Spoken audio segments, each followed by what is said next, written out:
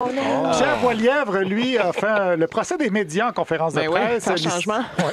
L'histoire a commencé avant hier quand il a posé cette question à la Chambre des communes sur l'incident à la frontière américaine à Niagara. Monsieur le Président, nous venons d'entendre des reportages des médias concernant une attaque terroriste à la frontière à Niagara.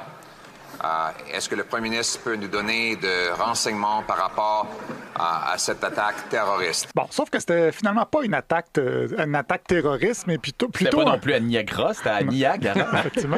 C'était plutôt un couple qui revenait d'un casino de Buffalo qui s'en allait à Toronto pour un spectacle de Kiss, finalement annulé dans leur Bentley qui a foncé dans le poste frontière. On ne sait pas trop pourquoi. Wow. Mais quand une journaliste de la presse canadienne lui a demandé si c'était responsable d'avoir dit que c'était du terrorisme avant de le savoir, il a répondu en rappelant que la presse canadienne n'était pas fiable puisqu'elle avait publié un erratum à son sujet. La presse canadienne a dû se corriger pour 3 faussetés dans un seul article.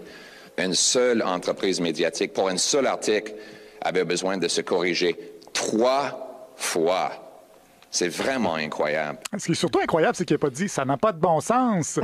Mais en anglais, par contre, sa réponse était vraiment plus agressive, là, comme dans la vidéo avec la pomme, mais en pire, vous irez voir ça. Mais donc oui, la presse canadienne s'est trompée et s'est corrigée. C'est ce que font les médias, ce que Pierre Poilievre, lui, a refusé de faire. Moi, j'ai dit hier qu'il y a eu des reportages médiatiques qu'un incident qui était présumé d'être terroriste a eu lieu à notre frontière. Bon, premier mensonge ici, parce qu'en Chambre, il n'a pas dit présumé terrorisme. Deuxième mensonge maintenant. C'était CTV qui a fait un tweet indiquant que c'était présumé d'être terroriste.